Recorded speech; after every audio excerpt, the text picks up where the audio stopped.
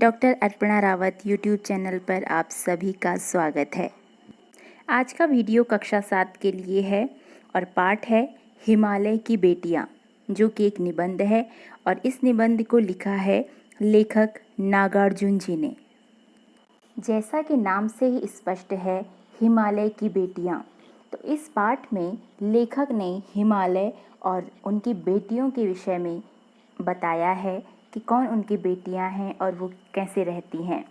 पाठ पढ़ने से पहले थोड़ा यह समझ लीजिए कि जो लेखक नागार्जुन जी हैं, उन्होंने हिमालय का मानवीकरण किया है। मानवीकरण किया है का मतलब, जब प्रकृति को मनुष्य के जैसे व्यवहार करते हुए दिखाया जाता है तो वो मानवीकरण होता है। तो हिमालय मनुष्य तो नहीं है, हिमालय पर्वत है, प्रकृति का एक अंश है। तो उसी प्रकार हिमालय को यहाँ मनुष्य के रूप में दिखाया गया है, पिता के रूप में दिखाया गया है। इसे हम पाठ में पढ़ेंगे।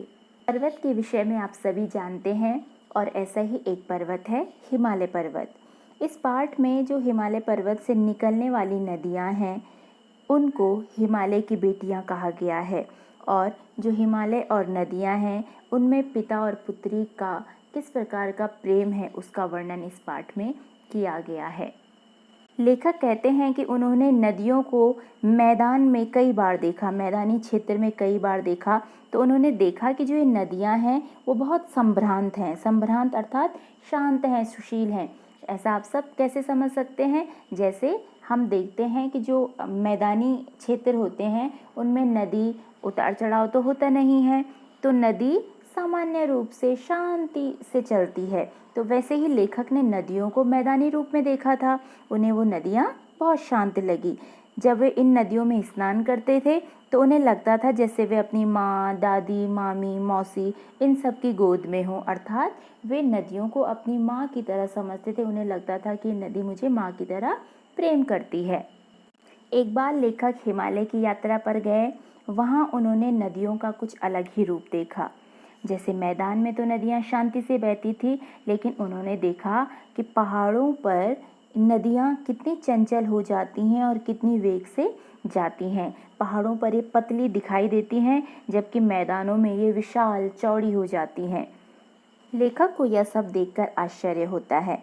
लेखक के अनुसार नदियाँ जब हिमालय पर्वत से निकलती हैं तो बाल्यावस्था में होती हैं, इसलिए ये नदियाँ हिमालय की गोद में बाल लीलाएं करती हैं, छोटे बच्चों के जैसे हरकतें करती हैं, काम करती हैं।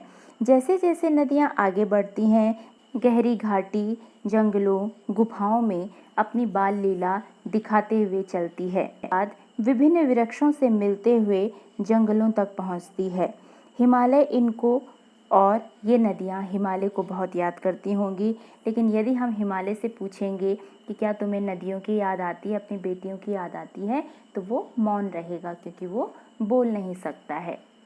सिंधु और महानदी मुख्य नदियाँ हैं और इनके अलावा गंगा, यमुना, कोसी, गंडक, व्यास, झेलम, रावी, सतलुज, ये सारी की सारी नदियाँ हैं। और जब ये अपने पिता के घर को छोड़कर आगे बढ़ती हैं तो इनकी लीलाएं देखकर लेखक अत्यंत प्रसन्न हो जाते हैं, क्योंकि उन्होंने इससे पहले नदियों को शांत रूप में देखा था। लेखक लिखते हैं कि जिस व्यक्ति ने पहाड़ों में इन नदियों का स्वरूप देखा है, जब वो इन नदियों को मैदानी भागों में देखेगा तो उसे आश्चर्य होगा, क्योंकि ये अपना स्वभाव बिल्कुल परिवर्तित कर लेती हैं। लेखक के अनुसार जो ये नदियाँ हैं, इनका लक्ष्य होता है कि ये समुद्र को पाना चाहती हैं। इसलिए लेखक ने हिमालय को ससुर और समुद्र को उनका दामाद कहा है। अर्थात जो हिमालय की बेटियां हैं, जो नदियां हैं, वो समुद्र के पास जाती हैं, अर्थात उनका समुद्र से विवाह हो जाता है। तो लेखक हिमालय और समुद्र को ससुर और दामाद के रिश्ते में देखते हैं।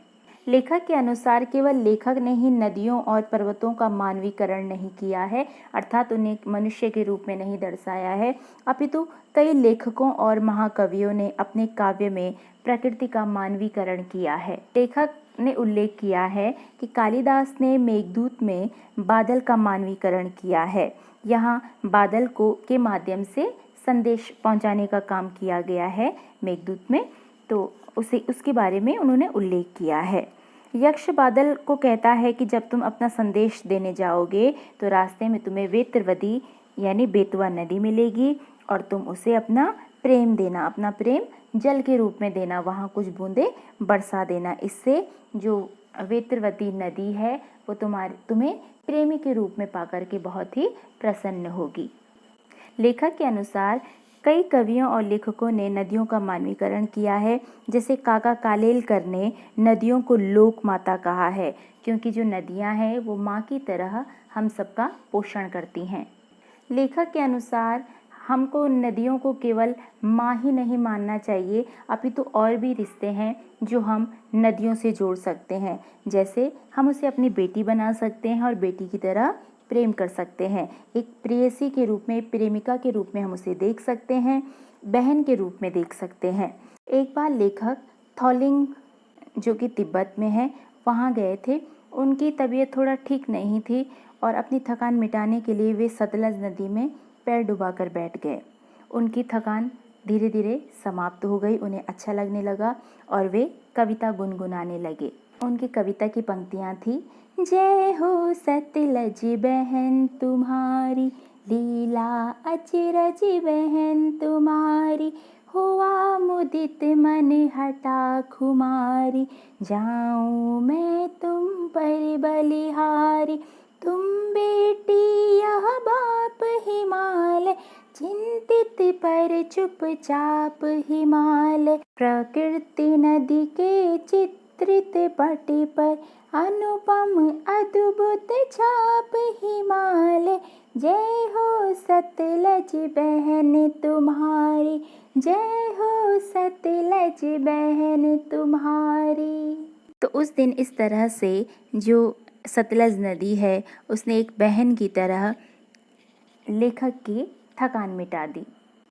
इस प्रकार हमने देखा कि जो नदियाँ हैं वो हमारे लिए बहुत कुछ करती हैं, विभिन्न रूपों में हमें कुछ न कुछ देती हैं। यदि हम यह कहें कि नदियाँ हमें जीवन देती हैं तो अतिशयोक्ति नहीं होगी। और हमें भी इन नदियों को विभिन्न रूपों में प्रेम करना चाहिए। माँ, बहन, प्रेमिका, किसी भी रूप में हो, हमें इनको अलग अलग रूपों में प्रेम करना चाहिए।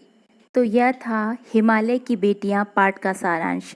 अगले वीडियो में आपके लिए हिमालय की बेटियां के प्रश्नोत्तर समझाऊंगी।